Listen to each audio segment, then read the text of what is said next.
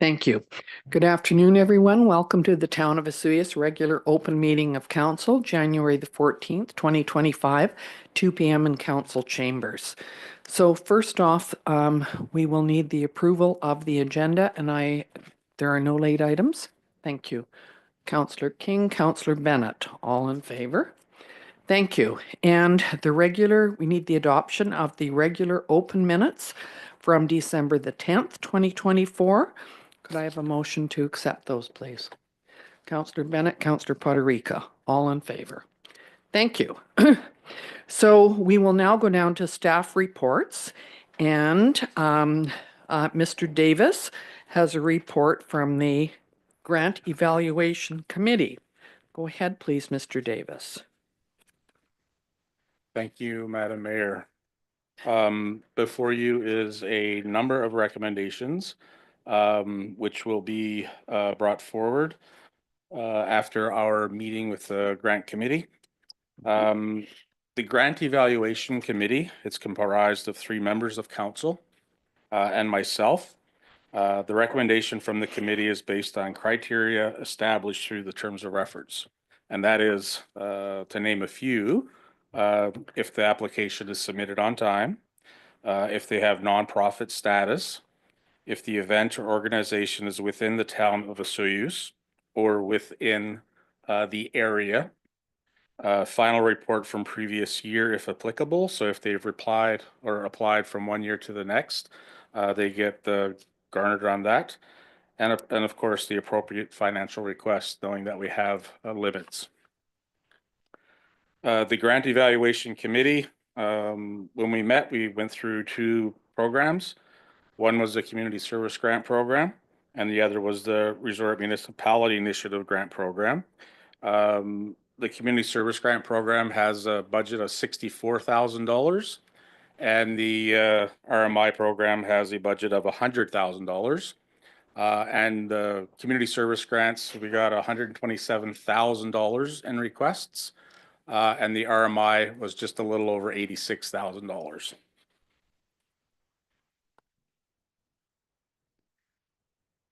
So within the committee recommendation, we brought forward recommendations. The committee, not myself, to support the community service grant program in the amount of $62,300, leaving a very little amount remaining. And the recommendation to support the Resort Municipality Initiative in the amount of $75,500 based on the criteria. I will hand it over to yourself, Madam Mayor, to go through the recommendations. Thank you very much, Mr. Davis. So what we're going to do, the recommendation includes 26 different parts to it, and we're going to go through each one, and I will need a mover and a seconder and a vote on each one of these particular issues.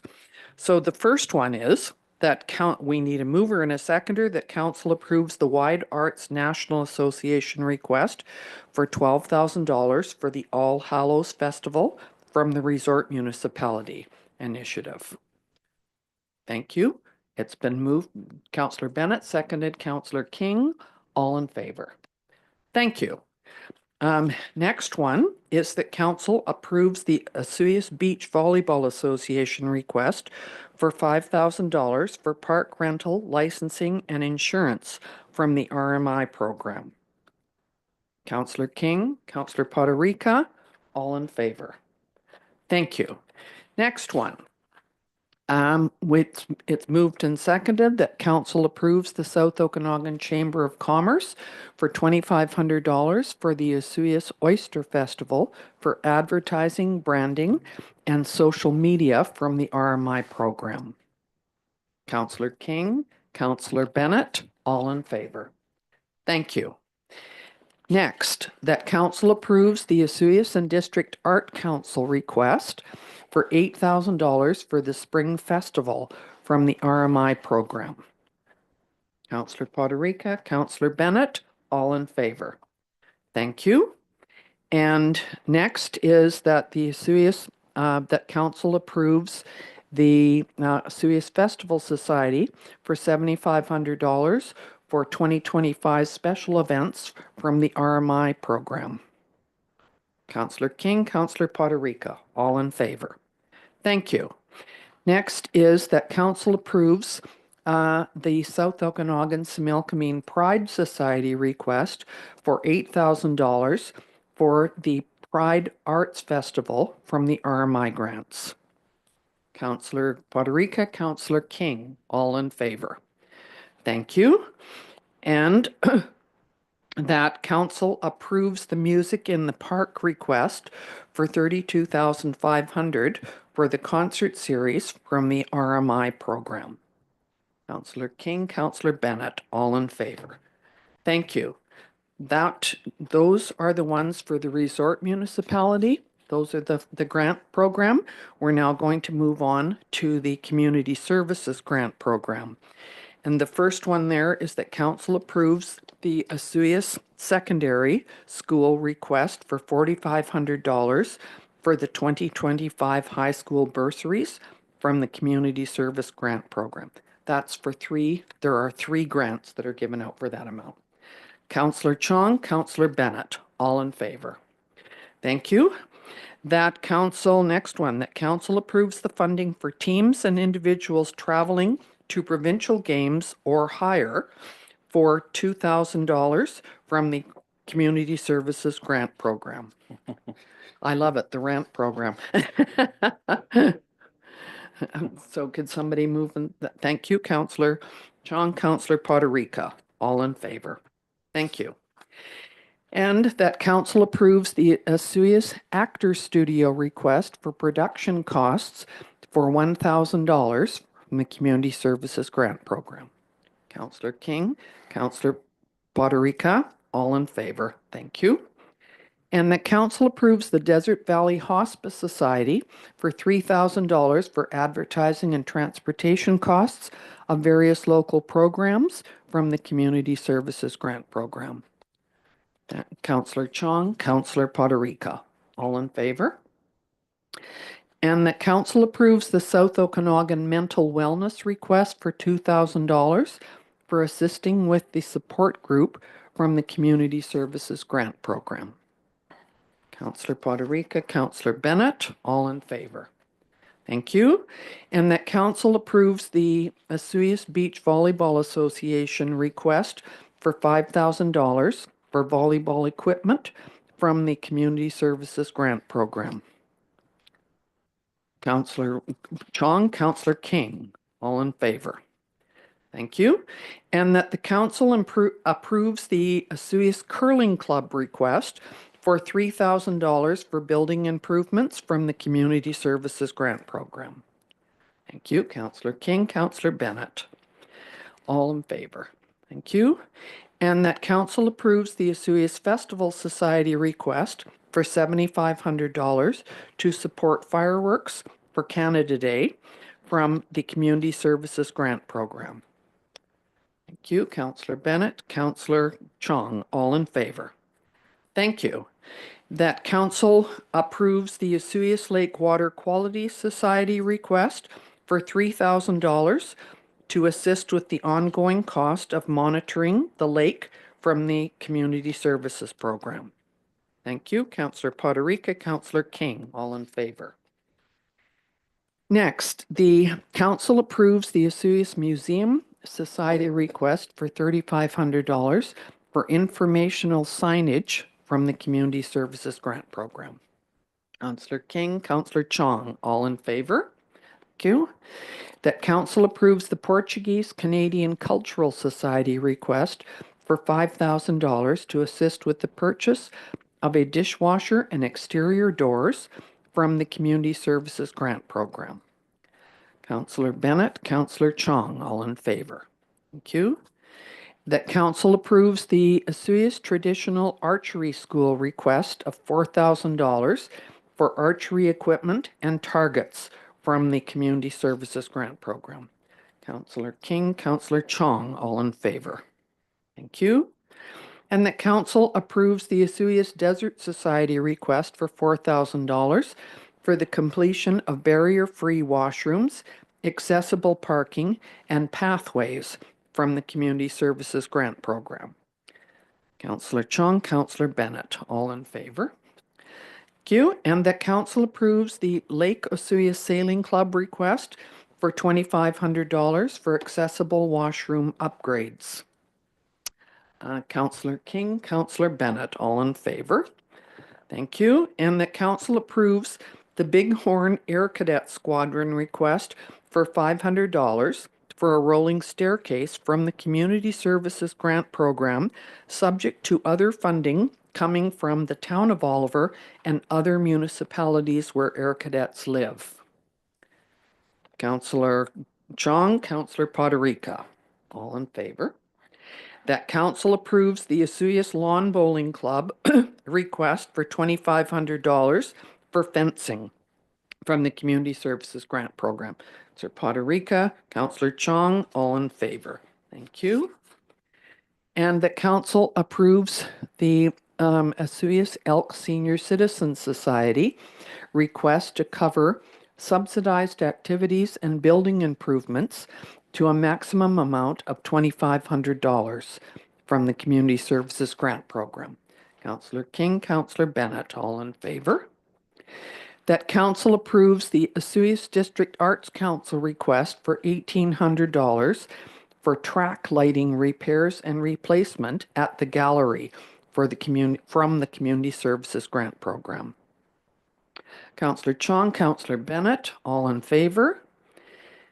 And number 26, the council approves the Osuyas Child Care Center request for $5,000 for kitchen appliances from the Community Service Grant Program.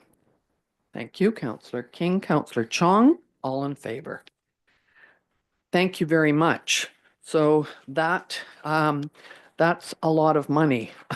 75,500 from the RMI and 62,300 from the grant and aid. So I just want to say thank you to the committee and to Mr. Davis for looking at this and for dealing with all of this. And Councillor Chong, you would like to speak? Yes, thank you. So we do have a balance remaining. When are we opening up round 2 for additional applicants for grant funding? Go ahead, Mr. Davis, if you know the answer. Thank you, Madam Mayor. We could probably have that ready in the next week or so. I guess if there are groups out there that still need funding to move forward for this year, especially, I think that wouldn't be too difficult to get in place. We can utilize our same form online, make a few date changes, and get an e-news sent out and let those groups know. Thank you. Can I just ask, is it advisable to do that right away and use up all the money, or is it a better idea? I'm not on the grant committee, that we hold off for a couple of months and see if something else comes up that needs answering. Could one of the grant member? Go ahead. Councillor Chong? No, it's just there have been a few groups that have reached out. And we, as good practice, we do tend to keep a contingency amount remaining, just in case. But it would be good if, because some of these groups, it's a little bit, there's some time sensitivity to it. So Okay. at the very least, we can receive the applications and we can make the decisions from there. Right. Thank you. That's perfectly sensible to me. Did you have something, Councillor Thank King? you, Madam Mayor. Yeah, I don't think the timing would be of an issue. I mean, whatever staff can fit in to put it out. Like Councillor Chunk said, we did have a few late applications, which we had to turn down because they didn't fit the criteria. And there might be a few other nonprofits still looking for a few dollars. And this would be out of the RMI funding, so it had to be an event. It's not for fixing a building or something like that, just so they're aware of that. Thank you. Okay, so I think we will move on to the next thing that we have on the agenda, and that's the Parks Master Plan Budget Amendment. Mr. Davis, would you like to explain that one, please? Thank you, Madam Mayor. Another amount of funding, hopefully that we can make available. Our Parks Master Plan is coming to its end completion after we've actually had a couple of open houses and did a survey, met one-on-one with some groups. There's an actual need to dig a little bit deeper. So we're asking for an additional funding. The original budget was 100,000. And right now they're asking for an additional $7,000 to complete the actual program. Following our open house, we had concerns from organizations and individuals that are complex and not easily addressed to do with the senior center, obviously, and the lawn bowling specifically. And we just want to make sure that when this plan comes out, that we're actually going to have a very positive outcome, and we want to make sure that everybody is on board and they truly know what the plan is and what the actual outcome will be. What they're proposing as part of this extra would be virtual interviews with those specific groups, the beach volleyball, the senior center, lawn bowling, and pickleball. And they want to get more participation or, feedback from those groups. They want to make sure they understand their numbers in terms of their membership, what facilities they're going to be using and how they're using it, especially pickleball. And, what are their expectations in terms of activity spaces? So in order to accommodate this request, we do have some funding in our contingency. In terms of scheduling, following the interviews, we will do a final hybrid open house where hopefully we'll get more public comments. This will be based on the information, the new information that they get from this hybrid meeting, amalgamated with the stuff that we've done at the beginning. And then the plan will be completed in February. Some of the outcomes from the plan may affect some of our budget items, but I think they're fairly straightforward and hopefully approved. So the recommendation before council is that council approves a budget amendment to increase the Parks Master Plan by $7,000 and to utilize these additional funds from the contingency fund. Thank you. I have a question. I'm just wondering, is the group planning to come back with a final report at some point, like at the end of February or something like that? Yes. Okay, Yeah. great. Thank you. Councillor King? Thank you, Madam. I'll move option one. I mean, they've gone through everything here and just to finalize a few details. And it's important to talk to the four groups mentioned to get more input. So I support number one. Thank you. Is there a seconder? Councillor Chong is seconding that. You had a question? Go ahead. Are they going to talk to each pickleball organization individually, or are they going to have all of them in the same virtual meeting? Because I'd like to zoom in on that if that's the case. You're out of town. Madam Mayor to Councillor Chong, yes, that would be the process. The people, our consultants know full well. I think you might be surprised at some of their recommendations in terms of pickleball, but I think it'll give us a very good direction forward. We do know there's 3 or 4 different groups, and that's just on Mondays. On other days, they come out of the woodwork. So, but it is actually a very good. I don't want to say very good problem to have in terms of facility allocation and scheduling, but seniors getting active because a good portion are seniors is a good thing, and they keep it rolling. So, yeah. Thank you very much. Anybody else? Okay, so it's been moved and seconded that we go with. Did we take the vote on this? No. All right, all in favor. Thank you very much. Thank you, Mr. Davis. Okay, next is the mobile business license bylaw amendment, and I think it's is it Mr. Risling that's going to talk It's to me this? today. Thank you. Thank you, Your Worship. In front of you is an amendment that we're seeking to request to our mobile business licensing bylaw. As council and I think a lot of our businesses in the region know that we have a collaborative approach on dealing with businesses that can work in other communities. This is for about 20 years, our region has been working together to um, provide some, I guess, efficiencies to businesses that operate within the region. So there's a working group that meets a few times a year to talk about the intermunicipal licenses and based on feedback and issues that municipalities are having, they attempt to come up with solutions that can work with each municipality. So after several discussions, they do want to recommend 2 changes to our mobile business license bylaw. One is really just kind of a verbiage change to align with other legislation, which includes renaming vehicles for hire to special authorization license. Again, that's just to align with the regulatory definitions. And the second one is to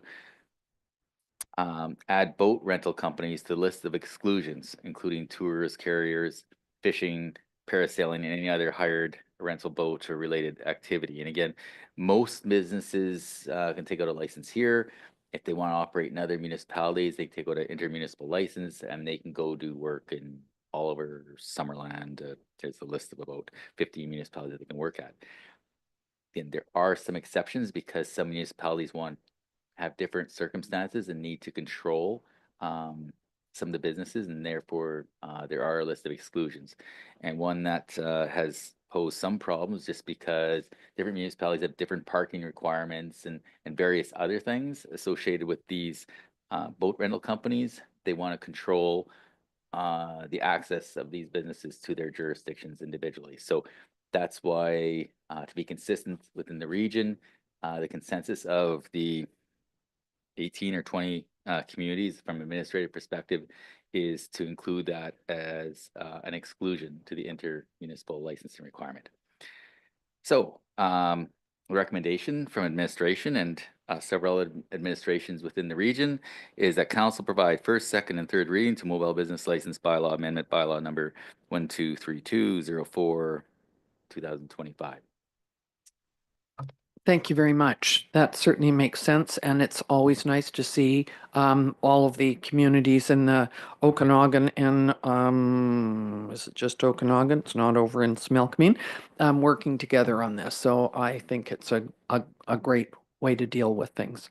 Councillor King? Yeah, thank you, Mayor. Yeah, I also think it's a great idea. I guess my question is, if I apply for a license here, do we collect the money? Or does it get split up between, say, the 18 communities? So the money up for the business license Yeah. itself stays for us, and the municipal license amount of, I think it's $150, actually stays with the municipality that administered the license. So I think that discussion has come up previously, but really we are talking pretty small dollars, and there's probably more accounting involved in separating that $150 out to the 20 communities than is worth. So it all evens out in the wash. And all the communities charge 150? That's correct. It's a consistent license on intermunicipal. The business license itself is different. Thank you. Any other questions? Okay, so it's been moved, has it? No? Moved, seconded by Councillor King that we go with the recommended motion, correct? Okay. Yeah, first, second, and third reading. All in favor? Thank you very much. Okay, we'll go on to general net payroll, Sun Bowl Arena financial accounts. So as of January the 14th, 2025, general cash requirements are in the amount of $1,065,347.11. Sun Bowl cash requirements of $68,170.52, and net payroll accounts of $354,182.17. Could we have a motion, please, to accept those for information purposes? Councillor Chung, Councillor Poderica, all in favor. Thank you. And next is the summary of the building permits. And there have been a couple of new things that have happened in December. So I guess the weather was warm enough that there could be some improvements. Conversion of a garage, single-family dwelling, and a removal of a damaged home.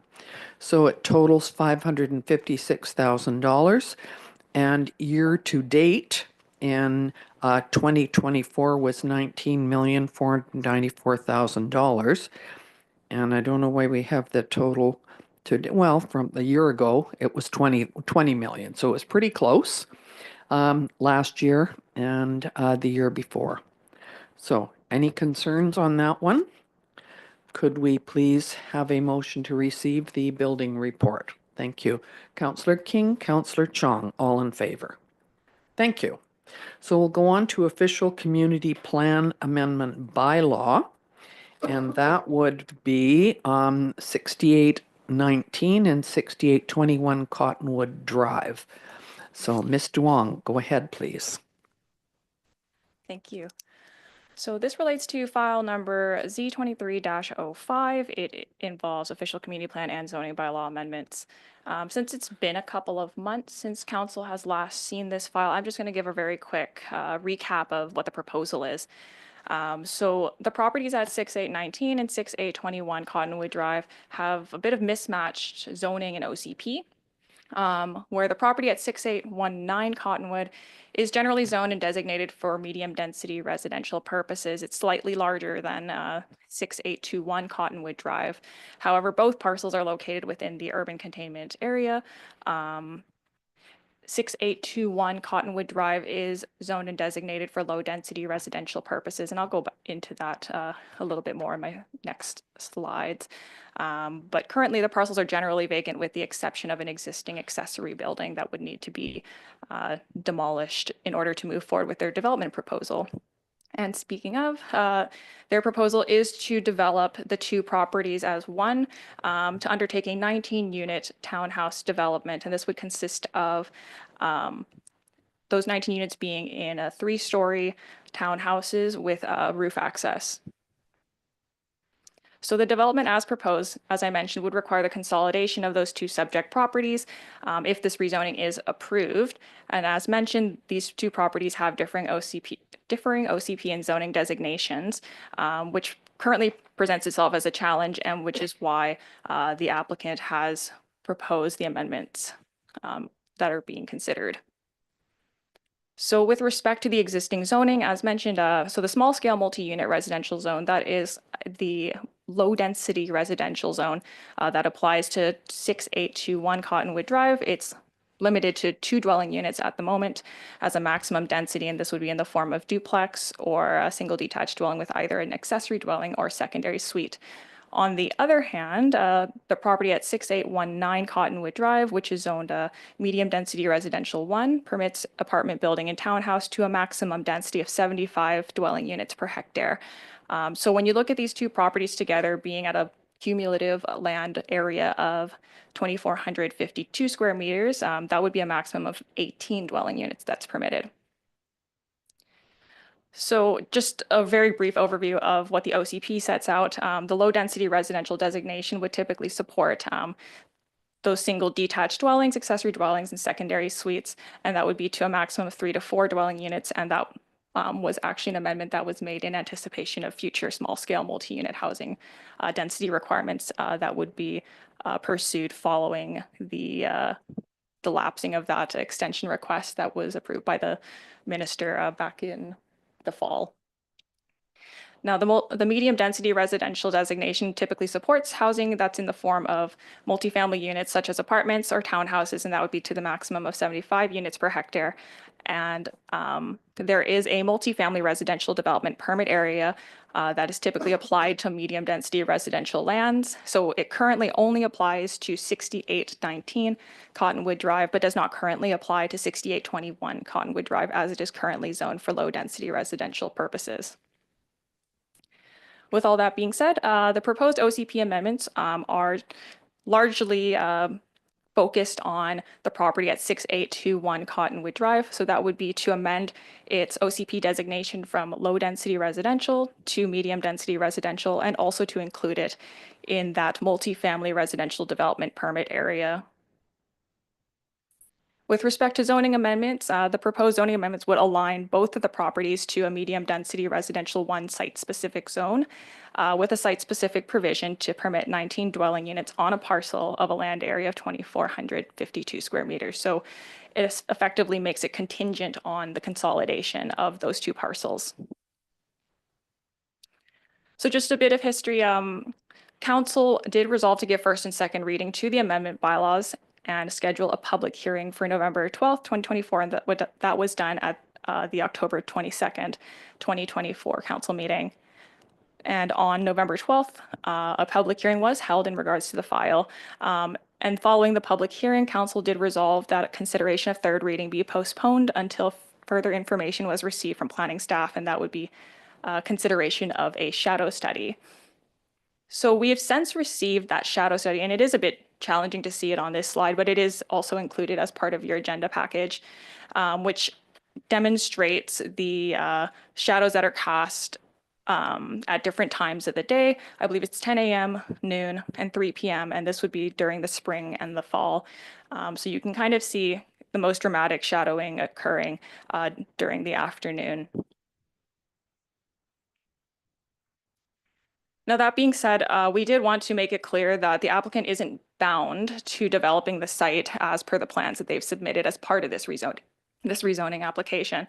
Ultimately, development of the site needs to be undertaken in accordance with whatever zoning is, applicable at the time in which they move forward with their building permit plans. And that would also be contingent on meeting other permitting requirements. And in this case, it would be the proposed, it would be the multifamily residential development permit. So if the bylaws are adopted, it should be known that the applicant would have the ability to change the design and the siting of their development following the adoption of the bylaws. So we can't necessarily tie them into what they've submitted at this point.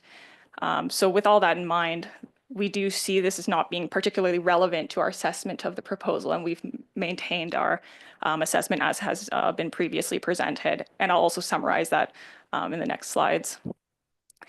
Additionally, we do see the shadow study as being considered new information post-public hearing, as has been, I think, reinforced through case law. Typically, if there's new information that is provided after a public hearing, council would need to hold a second or additional public hearing if they do choose to consider further readings of the bylaw.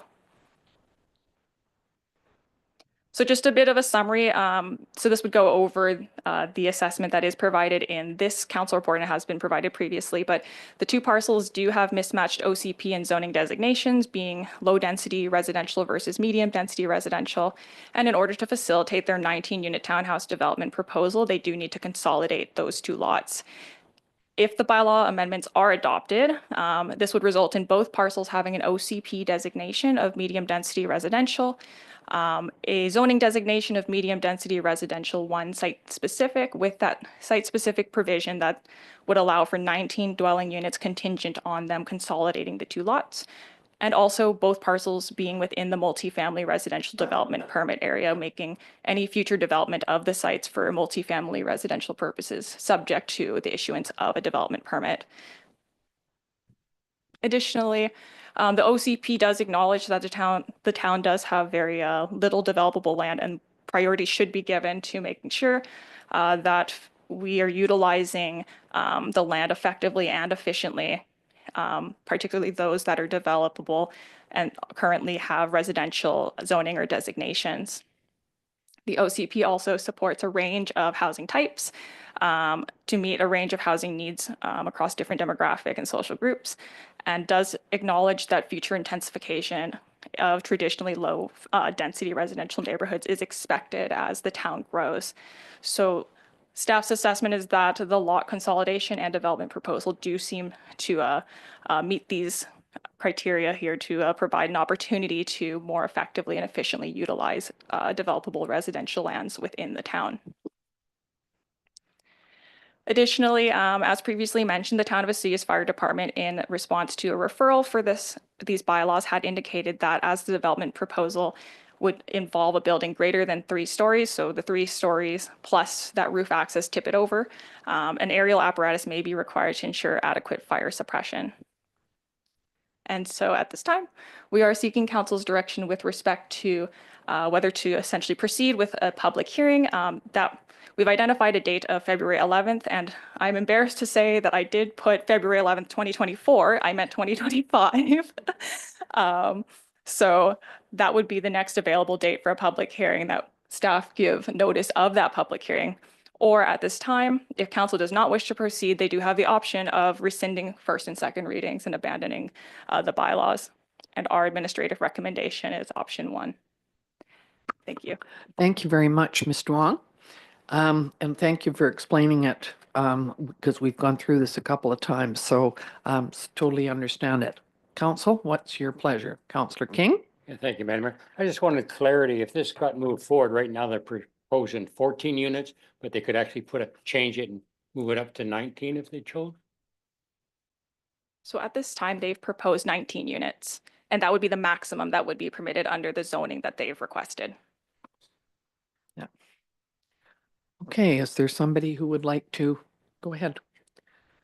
Move option. So option 1 has 3 parts to it, and I think we can vote all together on that. That it proceed to a public hearing, and that be scheduled for February 11th, and that staff give notice to the public hearing in accordance with the requirements of the Local Government Act. Is there a seconder? Councillor Bennett. Any other questions? All in favor? Thank you very much. Okay. Next is the council indemnity bylaw, 48. And on December the 10th, 2024, the first, second, and third reading of that bylaw was read, and we're looking today for the adoption of the bylaw. Is there somebody who would like to make that motion, please? Councillor King, Councillor Chong, all in favor? Thank you. And the same with the revenue anticipation borrowing bylaw. It was given first, second, and third reading on the 10th of December, 2024, and we're looking for a motion for the adoption of this bylaw today.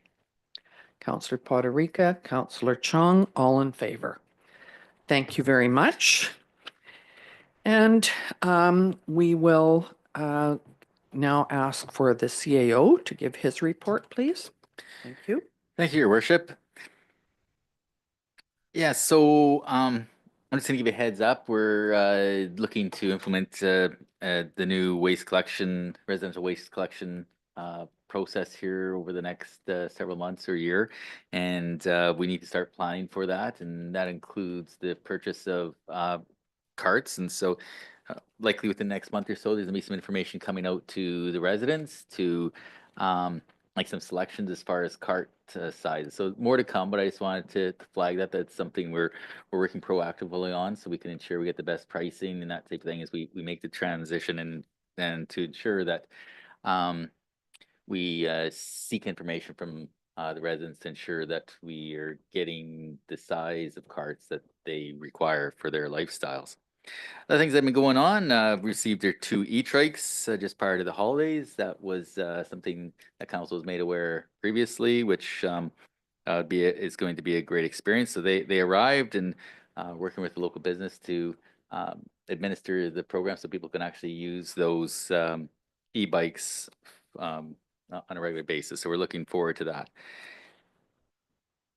Community Services is also looking to host another meeting for supports for people experiencing homelessness. That'll come in the near future. So just want to give a heads up there for those that are interested.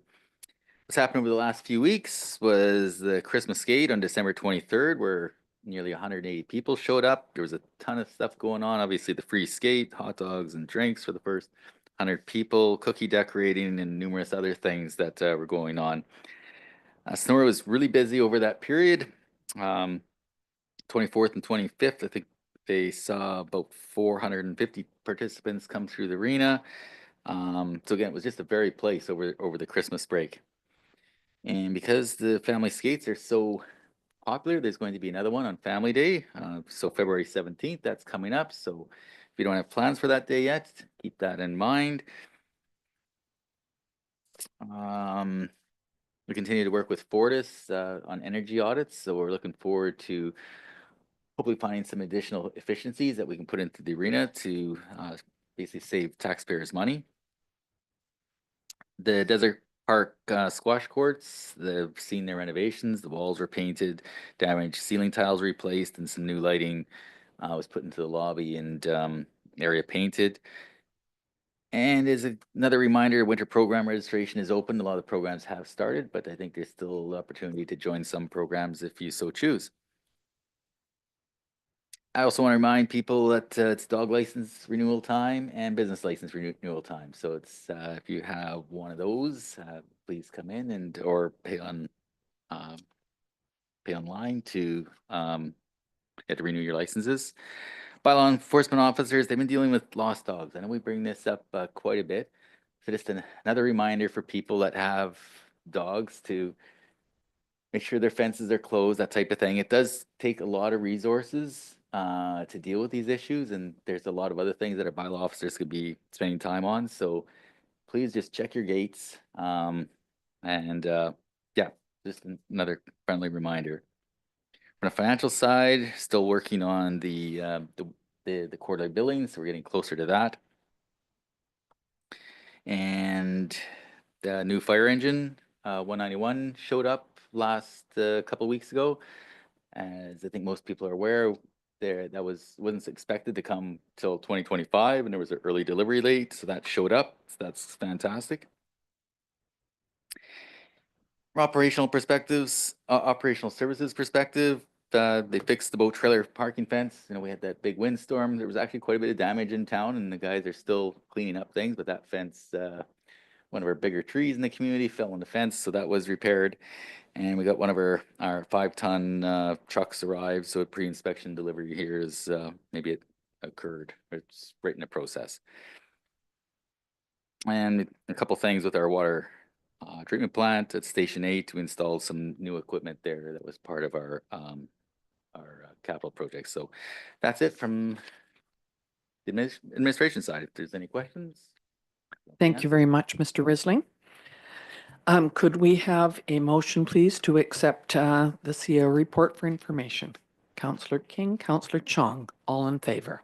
Thank you. And we'll go on to council reports. Councillor Poderica, you're first. Thank you, Worship. I didn't think I had anything to report, but CEO Risling did remind me that we did get to attend December 18th for the truck mission at the Serious Fire Rescue. It was great to see their new Engine 191 arrive ahead of schedule, which is a great thing when you're waiting as long as you are nowadays for fire trucks to roll in, but a tremendous asset to the community. I know the members are really excited about it. The truck looks great and will service for a good 20 years to come. And that's my report. Thank you. Councillor King. Yeah, thank you, Mayor. I'll just say kudos. Yeah, the fire truck did arrive. It's a beautiful truck. We all had a chance to see it, sit in it. They pushed it in, which is a thing they've been doing for years. We also all attended last week the special open budget meeting where the public had a chance to submit some ideas to look at, which was great. And just to comment on Mr. Reesling's comment about the Family Skating Day, that Rotary does have a big slew of ice skates for people to use if they don't have any. Thank you. Councillor Bennett. Thank you, Madam Mayor. Basically, just the only report I have is January 7th, we had a trails meeting, and that's my report. You, Councillor Chong. Yeah, not much to report. Attended a Rotary luncheon on Thursday, January 9th with Councillor Bennett and Councillor King as well. Met the new GM at the Serious Golf Club. So really looking forward to some of the newer ideas and developing the golf club there. And then, of course, attended the special open meeting in Sonora Center as well. Unfortunately, could not participate in the desert dip because I was violently ill. So just a reminder, if you're feeling ill, wear a mask, sanitize, wash your hands. It's the joys of having a toddler. But that concludes my report. Thank you. So I was waiting for Councillor Chong to show up at the Desert Dip because he told me he was going to, and I was there doing registration, and he didn't show up. So I'm sorry that you were sick, and so that would be a good reason to stay out of the water. But there were 113 people that registered and went in the water that day, which was which was pretty amazing. And it was fun to watch, and there was a fire, and the Festival Society did a great job of getting it all organized. Did you have something to add to that, Mr. Risley? Not to that topic, but I forgot something in my update, so I don't know if you want me to do it now or to wait till. Sure, I just wanted to, Okay. didn't know if you wanted to have the last word or not. So No, that's okay. So that's one thing, Desert Dip, and that was great. The ski hills are happy around here. The snowpack in the Okanagan is slightly above normal, which is a good thing.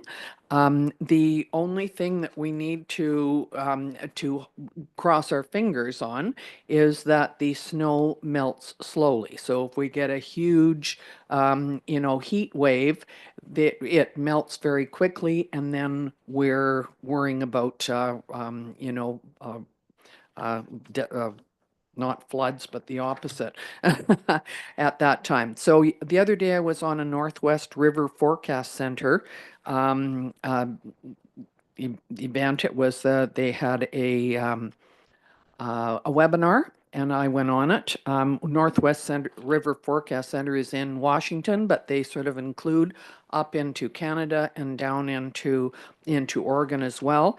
And above normal was what they announced in the West, and the snowpack was either normal or above.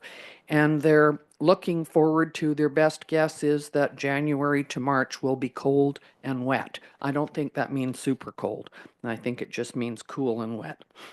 I was also attended a meeting the other day with UBC, that's Okanagan, and met with a professor and his student who were working on irrigation water concerns in the Okanagan Valley. So they interviewed me about my concerns about water in the Okanagan, and had quite a nice, interesting chat with them for about an hour.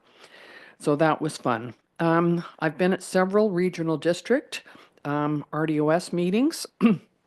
And as a matter of fact, in November and December, normally we have meetings every 2 weeks. I think we had meetings every week for the last couple of months, because we're dealing with budget issues, and Mr. Zaffino and Mr. Making will be coming to a future council meeting to here to talk about how the RDOS budget affects OSUIS, and they will answer those types of questions there. It hasn't been set up yet, but it will be within the next month, I think.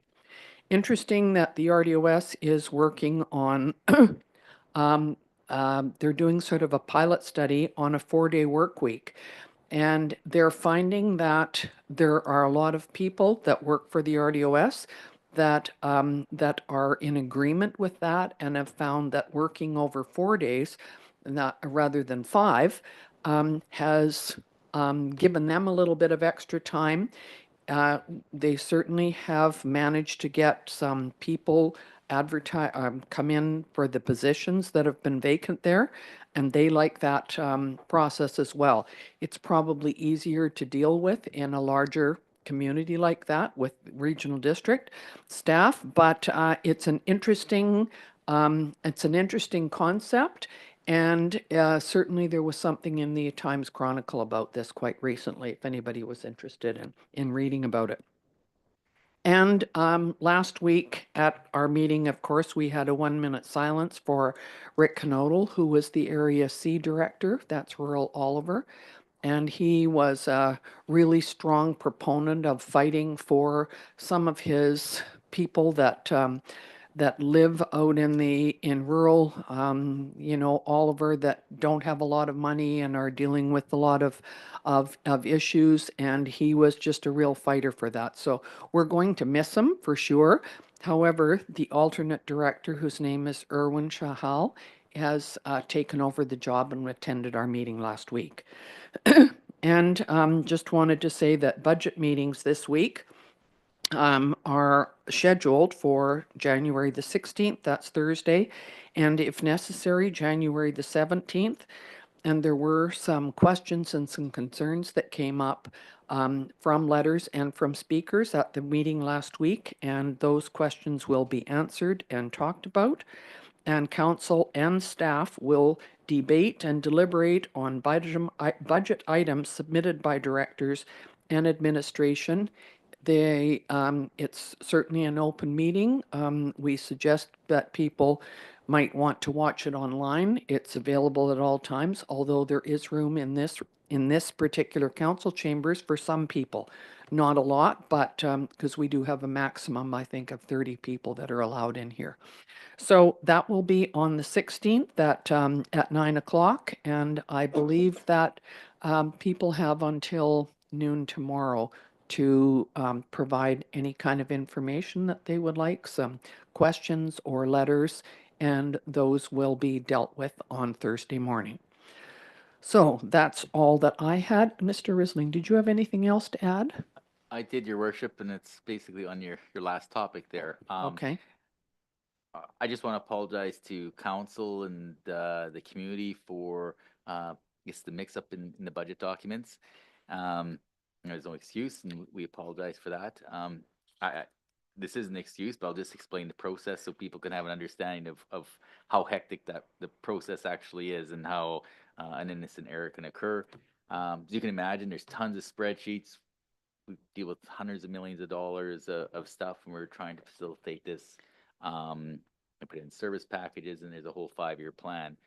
And so there's multiple versions of documents and early versions, templates, and when it was being all put together, inadvertently, one was chosen other than two, and so it was just a version control issue. And so we did send out an e-news, and on we actually I was alerted I think Friday morning at about 6:15 that there was this the wrong document was uploaded, so we did a bunch of stuff and corrected it and sent it out later that day. So I really truly apologize. It definitely was our fault. It wasn't obviously done intentionally. The last thing we want to do is to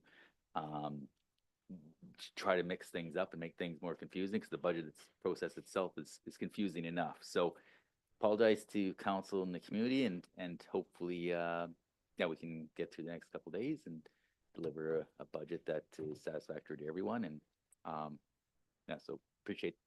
Thank you very much. So I think we will move into the in-camera session, and that pursuant to Section 91 of the Community Charter, a part of the council meeting may be closed to the public if the subject matter being considered relates to one or more of the following. Section 91I, the receipt of advice that is subject to solicitor-client privilege, including communications necessary for that purpose. So could I have a motion, please, to go in camera? Thank you, Councillor Poderica, Councillor Chong. All in favor?